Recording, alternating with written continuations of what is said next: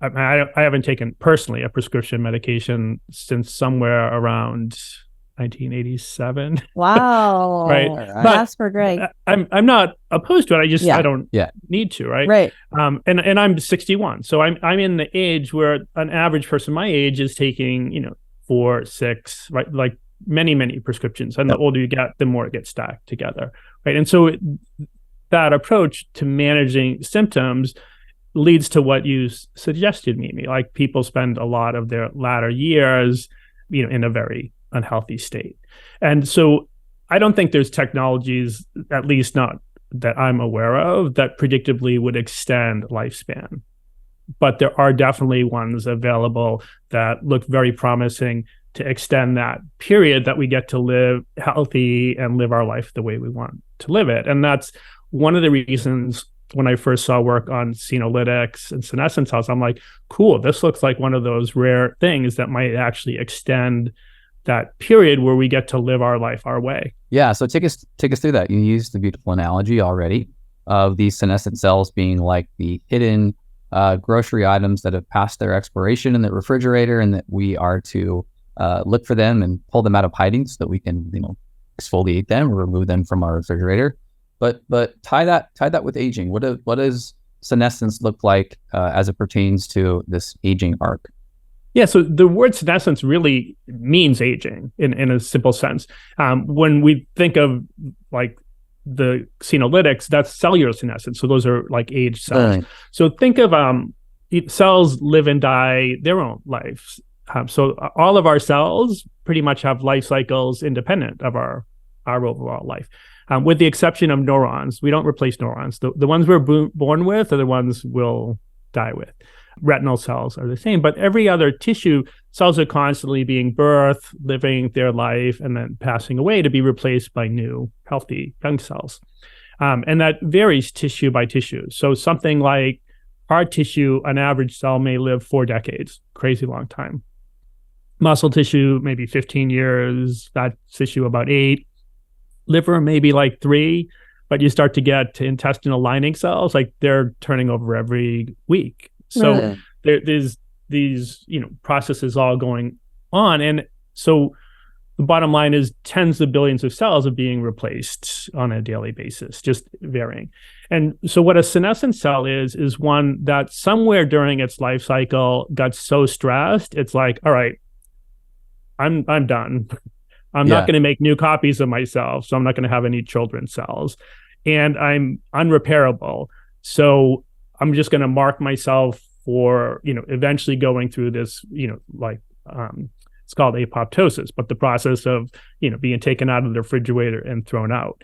But what happens when we're young, the senescent cells that are created tend to be visible in the refrigerator, right? So the immune system can find them if they don't on their own kind of fall off, and then take them out, get rid of them. But as we age, for a variety of reasons, they're less visible to the immune system, and the immune system struggles to find them. So because of that, they just slowly accumulate. So think of your refrigerator now, instead of having 1 or 2 spoiling items hidden in the back, you have shelves, or, like an entire shelf that's got these items. And not only is that problematic, because fundamentally the health of tissues is reliant on the health of cells in the tissue. So if more and more aren't functional but are still taking up space and resources, that's problematic. But the other thing, and it's why sometimes senescent cells are referred to as zombie cells. Right. There's a combination of that. They didn't die, right? They didn't, go finish that journey to cellular death, but they can cause nearby items to also spoil.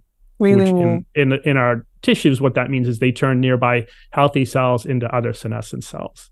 So that's sometimes called secondary senescence. But like, imagine something in your refrigerator that was spoiled now causing everything nearby to spoil as well. And so that's why we need to do things to remove them from the refrigerator, because not only are they causing a problem, they're going to cause problems for healthy cells. So what happens if they go completely unaddressed?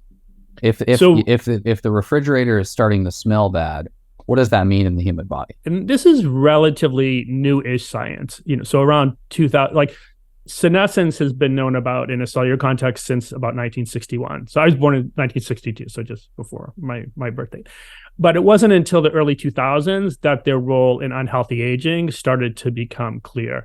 And since then, there's almost no tissue and no health condition that increases with progressing age that's not made worse by senescent cells. So, whether that's heart function, like a common thing with aging is, called anabolic resistance. But, our muscles get weaker and don't respond to anabolic stimuli like weightlifting in the same way as a 25-year or 30-year-old.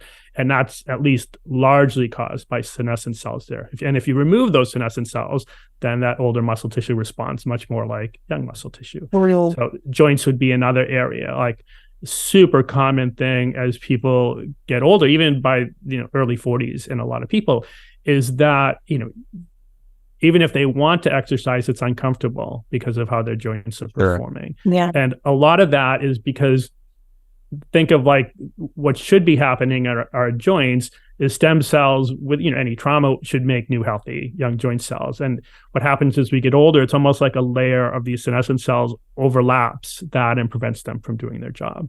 So joints is another area that are very affected, but really every tissue. So a lot of skin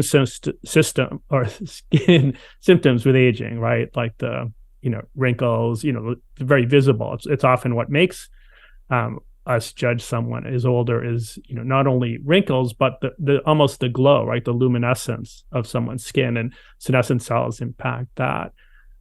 Immunity, like a big challenge with people that, and we saw this with, the epidemic a few years ago, right? Is that it affected older people much more than younger people because their immune systems were also had what would be thought of as senescent immune cells, right?